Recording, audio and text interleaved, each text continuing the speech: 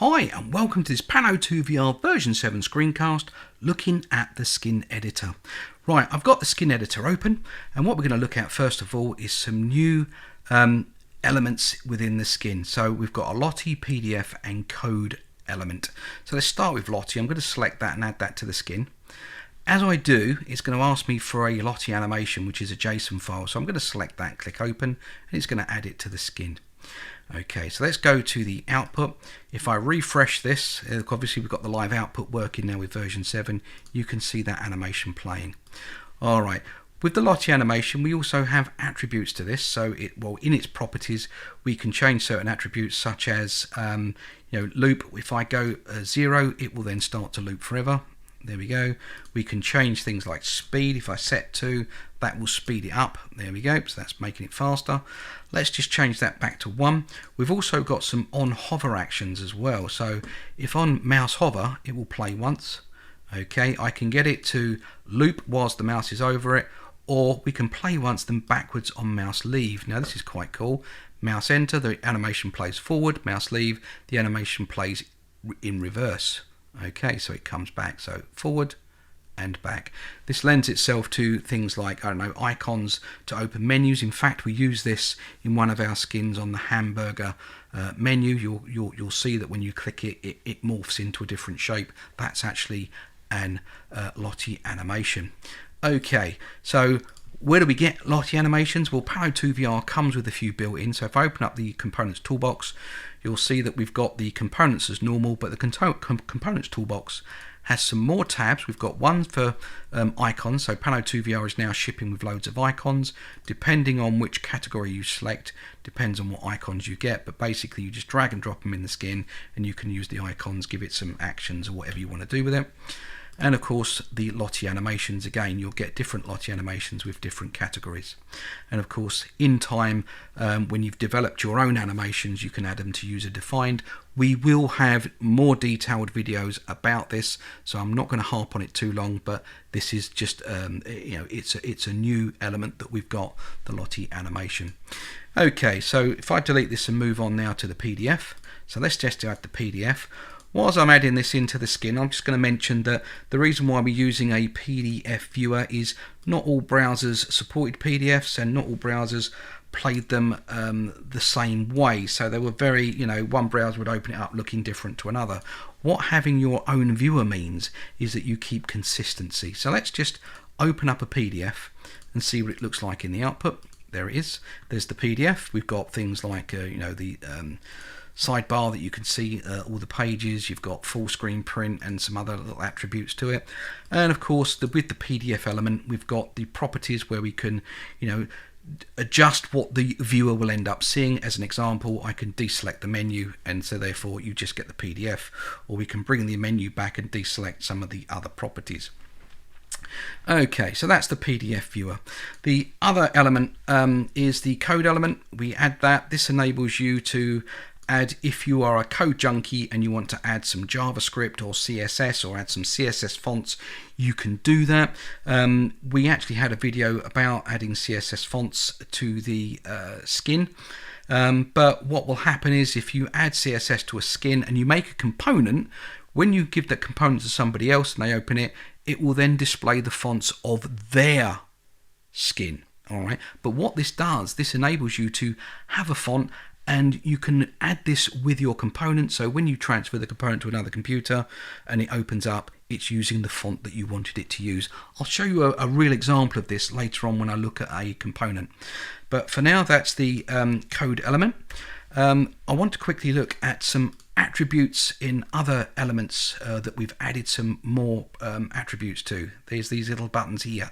So in the text box, it has a rectangle, and a rectangle obviously has these same attributes, and some of the other elements will have a rectangle as a background. So anything with a rectangle will have these new attributes. So what are they?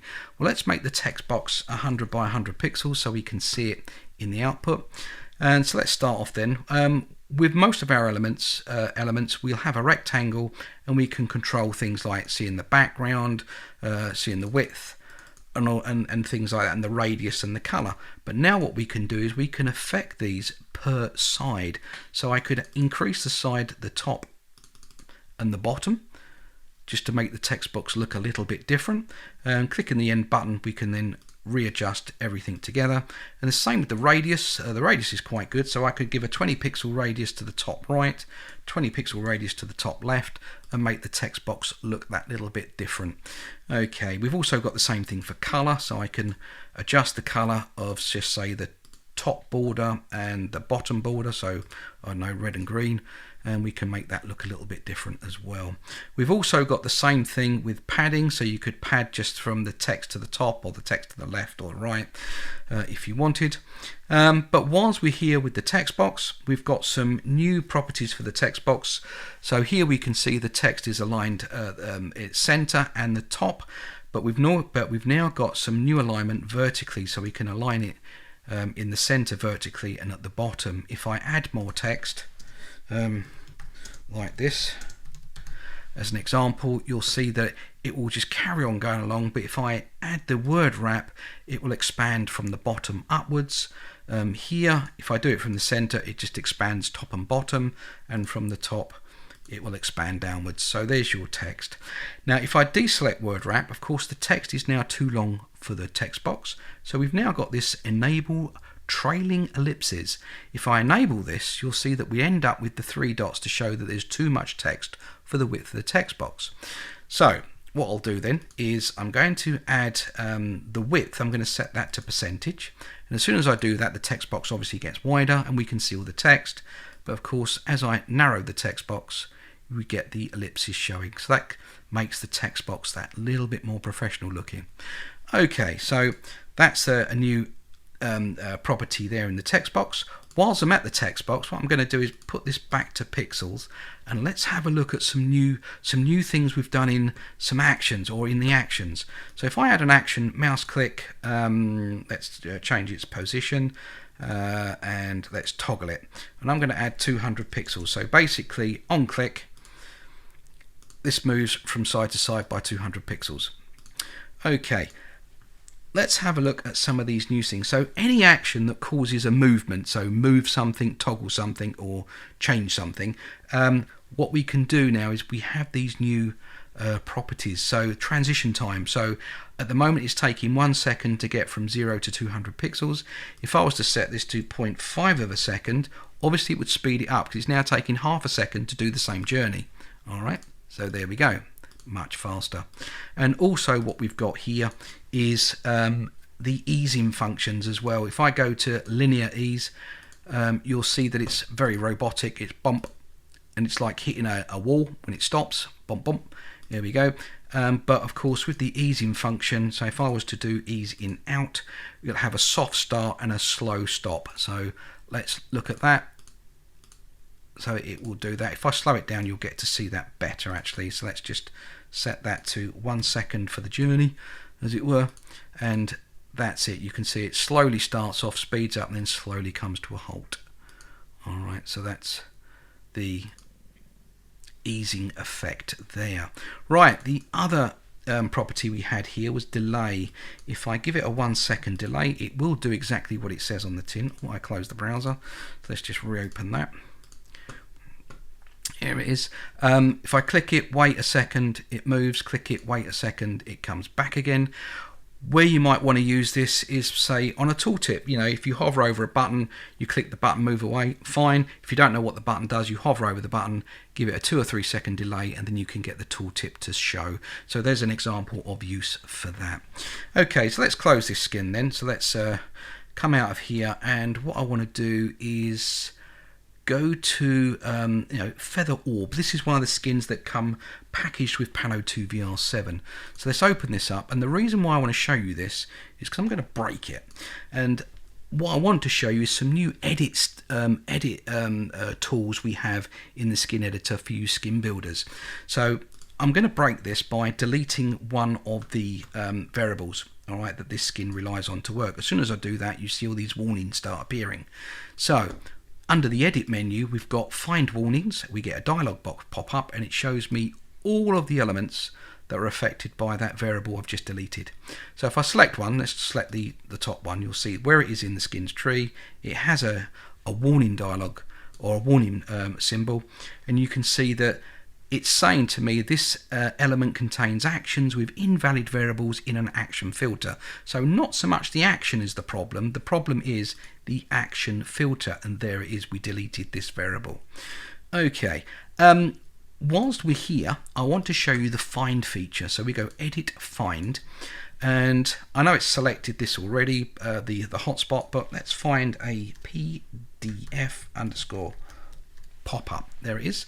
If I click on that, it will show me where it is in the skins tree, and if I deselect exact match, it will show me all the elements that has that text in either an ID, a variable, or whatever, because we're just searching everywhere. But we can actually search just for IDs, for elements, for just in variables. So where does this pop up in a variable? So we can actually, add filters to our search. So we're just going to go back to everywhere.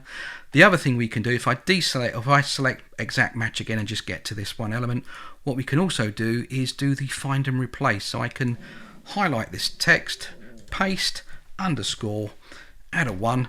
So now we're going to change this from PDF underscore pop up to PDF underscore pop up underscore 1. When I click replace, we'll update the skins tree. Just like that. Not only that, is if I had a button that was targeting the PDF pop-up, so mouse click, toggle visibility, PDF underscore pop-up, when I do this in the search box and rename it, it will also rename the target. So that action will still work because it would now be targeting PDF underscore pop-up underscore 1. So that's very useful. It's not just updating the IDs, it's updating the skin everywhere. So let's just go back to this and just correct this. So that's find that, rename that, which I've done, and let's find that back again, and there it is. Alright, so that's the find and replace. So they are some of the tools that we've added to the skin editor to help you when you're building skins. Okay, do I want to save this? And nope, just get rid of it. What will happen is if you do have errors in your skin, when you go to close, it will say there's errors in the skin. Do you want to check them out before you close? As you saw, I just said no, and it came straight out. Okay, I've got one more skin to show you, and this is a logic block skin. And this skin is actually made from a component. I went to the components toolbox. We have components that have all of the hotspot types and pop-ups from various skins. I've just added one of these to a new skin, and here it is. This also has that code element. I did mention that I would show you this. Now this skin has various text boxes, and it has certain fonts that wanted to use in this component. We've added the font to the code element, so when somebody else opens up this component, they will get those same very fonts that we want them to use. So that's what that code element looks like when it's done, when it's being used. Anyway, going back to the skin, if I go save and generate a new output, just to have a look, you'll see that I've got a hotspot, and when I hover over it, we get the preview, show and hide. What I want to do is set it that when the hotspot comes into more into the center of the screen, I want it to automatically show and then hide when it goes out. Now we've been doing this for a while already in Pano2VR, but what we've done is made it less time consuming. You had to know the different pan angles for triggering actions. Now you don't. We're now doing it on the width and percentages of the width of the player or the browser. So let me show you how we do it now. So basically this is the element that hides and shows.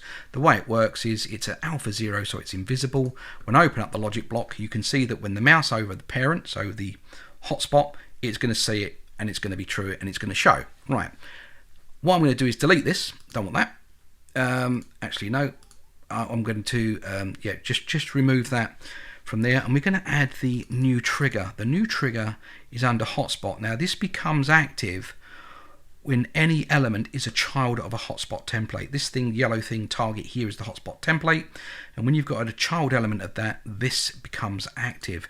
Now we've got screen X, so side to side. We've also got screen height, which is Y, so it's up and down. But what we're saying is when the hotspot is within a certain percentage of the screen. So here I'm going to say when it's more than 30%, it would show. But I'm also going to say when it's less than 70%. Alright, so now I've set the condition that when the hotspot is in between 30 and 70% of the browser, it's going to show. So let's see what this looks like on the output. So this is going to be my final project, so I'm going to close this and generate the output as normal. And here is the hotspot. It's in the middle of the screen, so I've got the preview showing. As I move it either side, it will vanish.